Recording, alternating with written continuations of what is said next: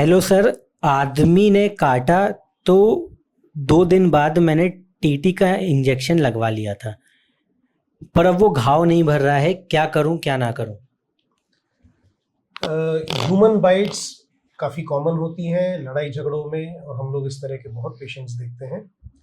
और मुझे बताना बहुत ज़रूरी लगता है कि ह्यूमन बाइट भी उतनी ही डेंजरस होती है जितनी कि मंकी बाइट होती है, डॉग बाइट होती है, कैट बाइट होती है। और अक्सर लोग इसको नज़रअंदाज कर देते हैं।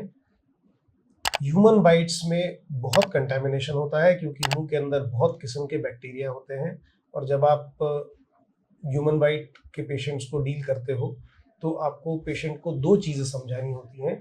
पहली चीज़ तो ये कि टेटनस का इंजेक्शन तो किसी भी तरह के एब्रेजन में या फिर इंजरी में आपको लगवाना ही होता है, क्योंकि टेटनस के स्पोर्स तो कहीं से भी आपको मिल सकते हैं।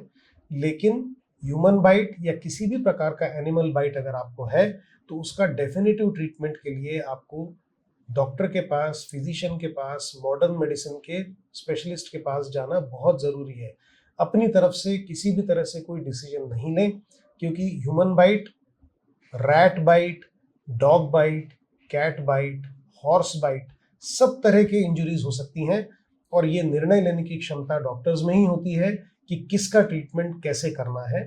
अभी हम बात कर रहे हैं ह्यूमन बाइट की, तो ह्यूमन बाइट में अच्छे एंटीबायोटिक्स लेना बहुत ज़रूरी है। चाहे वो एक छोटा सा दांत ही क्यों ना गड़ा हो, लेकिन आपको लंबे समय तक प्रॉपर एंटीबायोटिक कवर लेना बहुत ज़रूरी है।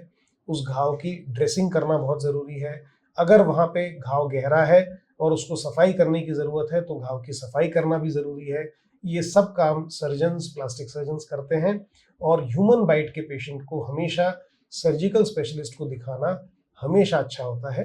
इसके लिए ह्यूमन बाइट्स में आपको डॉक्टर को दिखाना, उस घाव की सफाई करना, अच्छी ड्रेसिंग्स करना, लंबे समय तक एंटीबायोटिक लेना और ज़रूरत पड़ने पे उसमें सूचरिंग या डेफिनेटिव ट्रीटमेंट कराना ज़रूरी है। कई बार मेरे को ये सुनाई में देता है कि किसी के काटे हुए में हम टाँके नहीं लगाते। ये सब कंसेप्ट सब पुराने हो चुके हैं।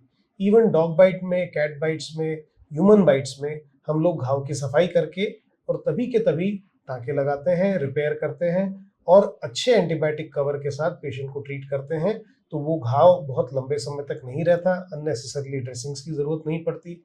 आपने जो सवाल पूछा कि टेटनस का इंजेक्शन लगवाने के बाद उस घाव का क्या करना है, आपको सर्जिकल स्पेशलिस्ट को दिखाना है। वो आपको एंटीबायोटिक्स देंगे, प्रॉपर ड्रेसिंग करेंगे, अगर कुछ गंदगी होगी घाव में तो उसकी सफाई करेंगे और उसके बाद आपको ऐसी सिचुएशन में ड्रेसिंग करके देंगे ताकि आपका जो इंजर्ड हिस्सा है उसमें किसी तरह का कोई डिफेक्ट या डिफॉर्मिटी ना आए। तो ये बहुत ज़रूरी है कि हमारे कौन से हिस्से को काटा गया है उसके हिसाब से भी ट्रीटमेंट बहुत बदलता है। तो हम अपनी तरफ से कोई निर्णय न लें। जो भी आपके ट्रीटिंग डॉक्टर्स हैं उन पे विश्वास रखें और उनके पास रेगुलर फॉलोअप में जाएं। सभी प्रकार की बाइट्स या काटा जाना डेंजरस होता है और सबका ट्रीटमेंट अलग अलग होता है। स्नेक बाइट का ट्रीटमेंट बिल्कुल अलग है, dog bite, monkey bite, cat bite का ट्रीटमेंट बिल्कुल अलग है, रैट बाइट का ट्रीटमेंट बिल्कुल अलग है। और कई बार मधुमक्खियों के काटे हुए लोग भी बहुत लाइफ थ्रेटनिंग सिचुएशन में आ सकते हैं, क्योंकि किसी किसी को एनाफ्लेक्सिस हो सकता है, सीवियर एलर्जिक रिएक्शन हो सकती है and person can drop dead. So इस तरह की सिचुएशन में किसी भी चीज़ को हल्के में न लें, डॉक्टर की सलाह लें टाइम पे। अक्सर ऐसी सिचुएशन में शुरुआत की सावधानी बहुत सारी बड़ी प्रॉब्लम्स को बचा सकती है। नमस्कार।